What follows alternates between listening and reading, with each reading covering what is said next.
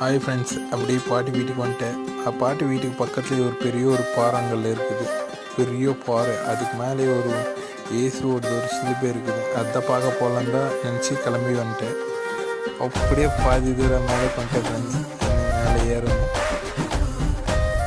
அப்புறமா அப்படியே மேலே போயிட்டு பார்க்கலாம். நான் உங்களுக்கு மொத்தமாக சுற்றி காட்டுறேன்.